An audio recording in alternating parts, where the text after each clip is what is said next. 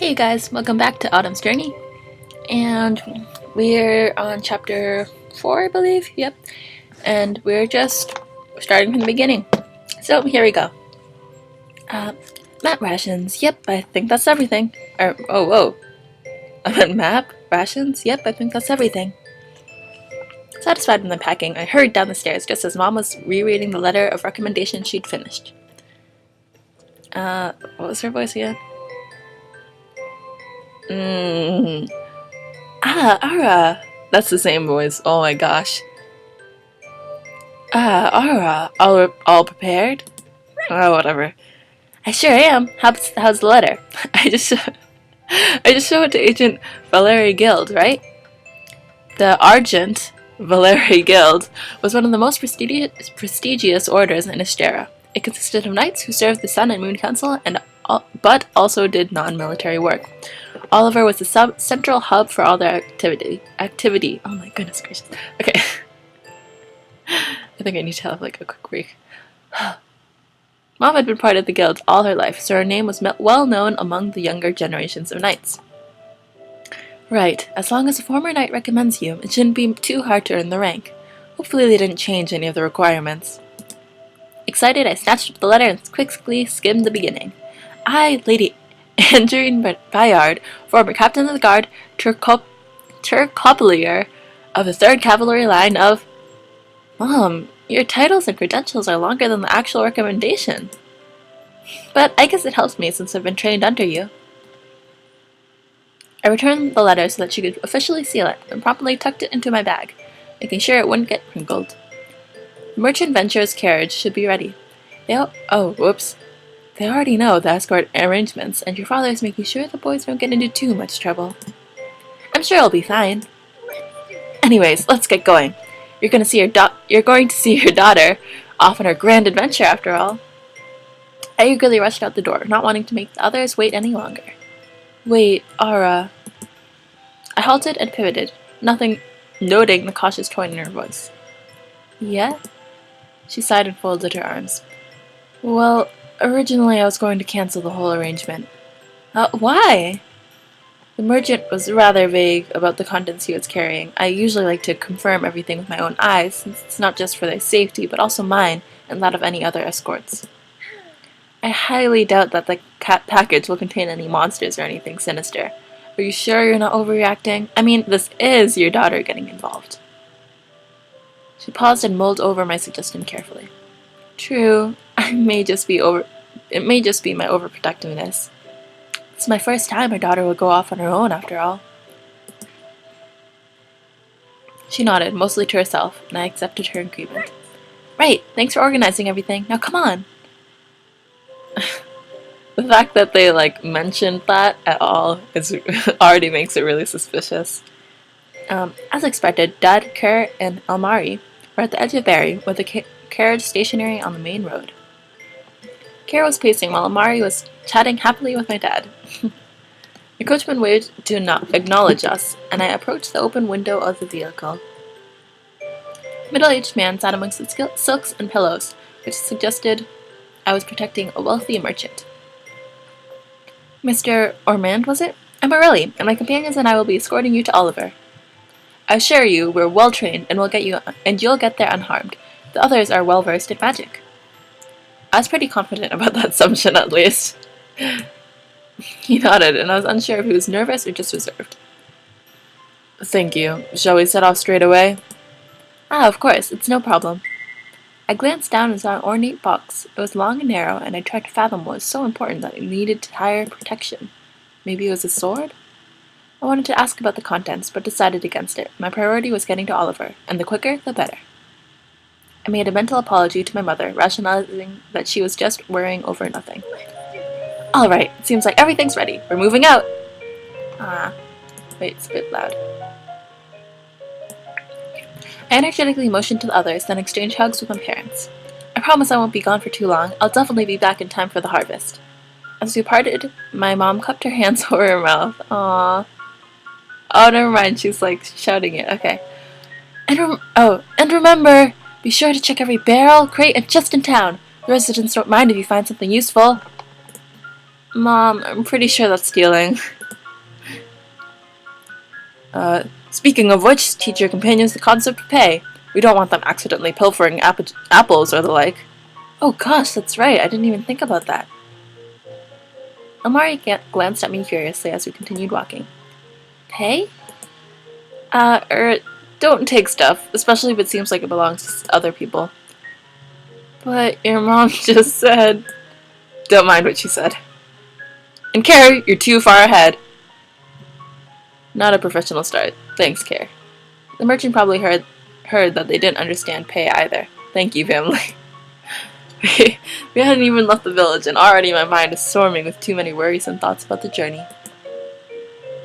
No, just focus on the mission, it'll run smoothly and everything will be fine once we reach Oliver.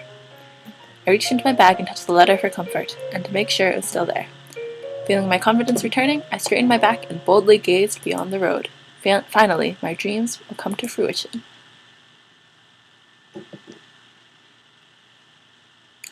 The journey so far has gone off without a hitch. We're passing through a rockier area, with the forest pressing against us on both sides of the road. There was still much greenery, but some of the trees were already showing early signs of autumn with yellowed leaves. Ilmari and I were ahead of the two horse carriages, while Kerr was content with shadowing the vehicle. Since history and politics were never my forte, my brain strained to answer Ilmari's endless questions, but I would immediately perk up if it had anything to do with knights. Unfortunately, this wasn't one of those times. So, this council, each town is a representative, and they come together in Oliver to help govern? I might have changed Ilmari's voice a bit, but... Pretty much. They do things like build bridges, schools, or improve the agriculture. We have a similar system between the White Dragons. They use their knowledge of the past to help shape our future. Cute. Hey, Mari. Have you been picking up activity? Mari.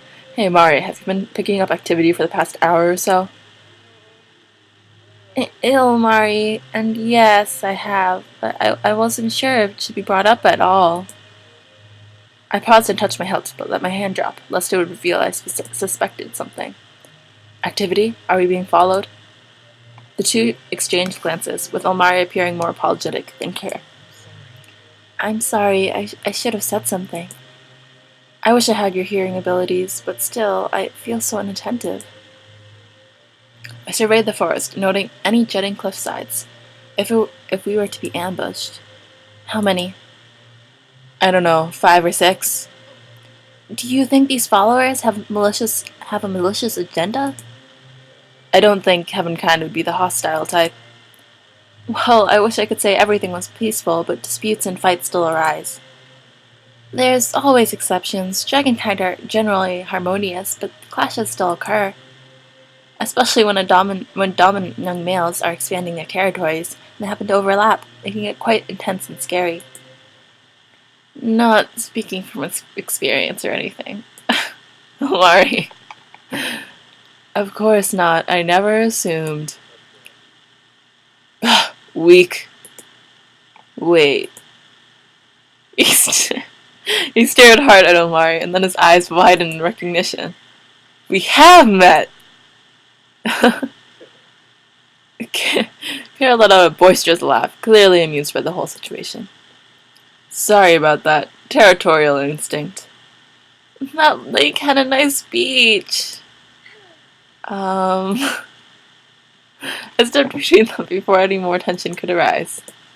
Oh no, I didn't want that to happen. Stay focused. Can you save the border debate for another time? Right now, we have to focus on the people pursuing us. I wish you told me sooner, but at least now we can anticipate any attacks. Let's keep it from the coachman and the client. We'll feign ignorance in the meantime and hope nothing bad will come out of this. I'd rather avoid a battle if possible. Trying to find a happy medium of sounds. Okay, realizing we've just been standing around, we quickly resumed our march. As I adjusted the bag strap over my shoulder, I tried to glance discreetly into the woods. Kerr, Ilmari, what's your fighting experience? You could probably take them out in dragon form. Ugh, this body. Ilmari shook his head resolutely. I'm I'm not doing anything like that. Moreover, I'm a curious. I wouldn't do well on land. I know some magic, so I could be a good support. I nodded and looked at Kerr expectantly. I'll be fighting directly. At least you can walk around without any problems. And I have a sword, along with some focusing techniques. At least we're balanced enough, and my focusing techniques would help me fight in optimal condition. Oh no. Ilmari's ears perked up, and he shifted nervously, while Kerr grit his teeth. They're moving swiftly. They're probably planning to launch an assault once we advance a little farther. I think they're positioning themselves by that outcrop. When we get there... He trailed off, and I made a fist, biting my lip anxiously. All right. They think they have the element of surprise. Prepare yourselves. Sounds like there's more than 5 now. I could feel my stomach lurch as we neared the destination, and I already had my hand on my sword hilt. Calm down, calm down. A knight would not be afraid.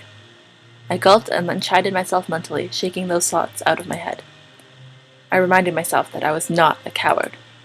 I mentally concentrated on a spell that helped refresh and restore some vigor into my body. It would increase my strength temporarily. Once the outcrop loomed over us, there was a moment of uneasy stillness before a swift wind swept through the trees. Yeah! What?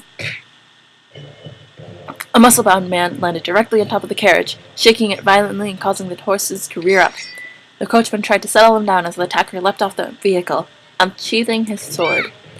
I dashed and directed his attention to me before he could rip down the door. Our weapons clashed, and I clenched my teeth as I successfully pushed him away from the carriage. We were outnumbered nearly 3 to 1. Sorry, I skipped a thing by accident. Not only that, all the attackers seemed too organized to be a mere bandit group. My opponent's sword fighting was refined, and their outfits were too proper. Not to mention that they had followed us for some time, according to Kerr and Ilmari. Take that! I dodged one of the slashes and knocked him out with the blunt side of my sword. I did not want to resort to taking a life if I could help it. I saw Kerr lunge forward and perform an awkward, curled slap to one of the guy's faces, like he was in a cat fight. It looked painful, but not an effective strategy. Claws! He was just battling with claws. I tried to approach Kerr, but I was stopped by another foe. I parried just in time, but I could feel the axe whistling past my arm. Kerr! Punch them! Make a fist! What? The axeman swung again. I ducked and then charged forward, bringing up my left hand. Like this! My fist contacted with my opponent's cheek, causing him to stumble back. Pain shot through my arm, and I took all my effort not to drop my sword and cradle my poor hand. Like that. Right. Kerr delivered a hearty punch. This time it sent his opponent flying. He glanced at his fist in bafflement, and a spark appeared on his lips. Not bad. I could get used to this. Ilmari. As Kerr jumped into the fray, I could hear Ilmari apologizing loudly. Oh God, Ilmari. A burst of water streamed forth from his hands, toppling someone who tried to run up to him. 4 down, 4 to go. A few men that had gotten back up were now second-guessing themselves, while the more stubborn ones tried a round 2. As we engaged in another sword fight, I stepped back and felt my shoulders bump into someone. What? I glanced up in the heat of the battle and spotted Kerr. He looked down at me. The heat of battle? That reminded me. I assure you, the spell won't wear off my clothes. It's just that I don't want to glance back during, I don't know, the heat of battle and catch you stark naked. I really care.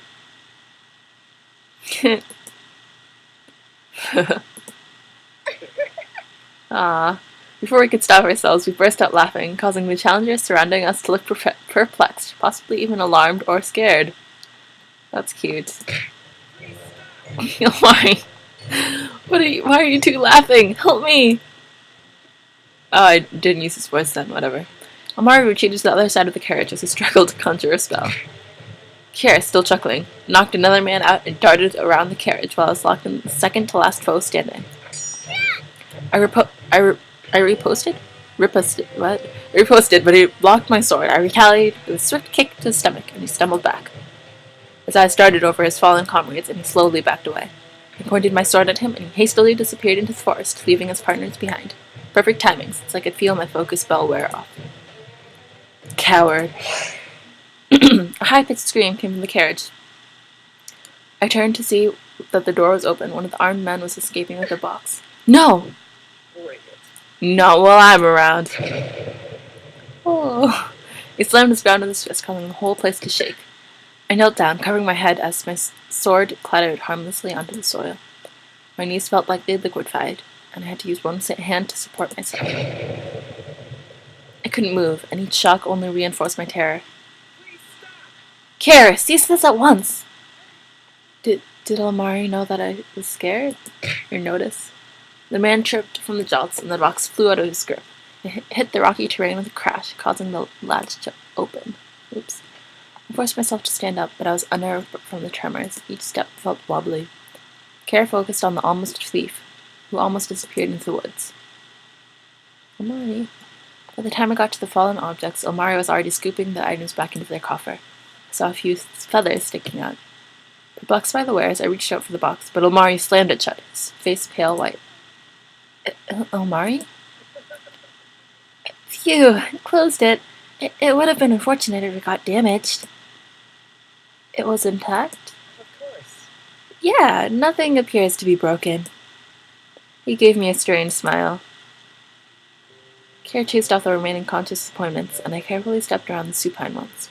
A few groans were emitted, but they probably wouldn't be up for a while. Ilmari handed the box to me as if he was eager to get rid of it. Thanks, I'll return this to Mr. Ormond. I hastily approached the vehicle and placed the box on the seat. The frightened merchant glanced up warily. He chased them off, whoever they were. He clutched the coffer, cradling it in his lap. Did you see what was inside? No, but I'm sure the contents are safe. I closed the door, promptly asked the coachman to resume driving. I sheathed my sword, and rubbed my throbbing left hand, regretting my rash display before. Then again, it wasn't like I had had the time to explain a punch, and Kerr had caught on quickly. As we walked, I could feel the adrenaline rush leave me and fatigue creep up. I didn't think I'd do something like that so soon. I looked up to gauge the boys' expressions, to see how they were faring. Kerr was positively beaming. Every strut screamed of his triumph. Ilmari had become oddly quiet, and he appeared lost in thought. Obviously I'm going to check on Ilmari. I mean, that's what I would have done either way, really, because it looks like he's in trouble. Even if I wasn't going on his route, I mean. Ilmari was still ruminating, and I paused until he caught up. Are you okay? You haven't looked so well after that fight. Is it not something you're used to? He gave a weak, fat smile, but averted his eyes. It's not that, He fidgeted and rubbed his upper arm as he contemplated something. You can talk to me if you want to. It's just, really, do you know what the merchant is carrying with him? No, I don't. I admit I should have asked, but I was too focused on getting to Oliver. I'm sorry, I keep on changing Ilmari's voice. So, you don't know? No. A dark cloud of ambivalence that seemed to cling to him vanished instantly, and he sighed in relief. I see. Ilmari, what is it? And don't say it's nothing. When people say it's nothing, that usually means it's something. I looked at him beseechingly, and he squirmed under my stare. I could tell he was wrestling with his answer. You're right. There is something nagging at me, but I don't want to be jumping to conclusions at this point. Can I think about it and tell you later? I don't want to hide things, but I don't want to openly speculate unless I'm certain about something. Is that acceptable? I pondered for a moment. It is. Thanks for not being completely evasive. But I do want to be told eventually. Should I demand to see what's inside the box? He shook his head. Let's just focus on the task at hand. You're right. You were ordered to supervise Kerr. We shouldn't sidetrack. Then let's get this carriage safely to Oliver and get paid. He beamed proudly. Pay? Money that is given for goods received, services provided, or work done. Oh. You sure pick up quickly. For a while I was worried. I promise I won't be trouble. I want to be useful. Thanks, Ilmari. I leaned in and lowered my voice to a whisper. There's no one else following us now, right? We're safe. I'll be sure to tell you from now on if I hear something out of the ordinary. Phew, and onward it is. In a few days we would arrive in Oliver. I adjusted my bag and thought about the letter, eager to reach the guild. Woo! Next chapter. And this is chapter 5. I want to be a knight. So, thanks you guys again for watching. And yeah, I hope you've been enjoying this so far. I definitely have. So, the town. But yeah, so I'll continue with this next episode, and we'll see what happens when they're in the town. So, yeah, thanks for watching, and bye-bye!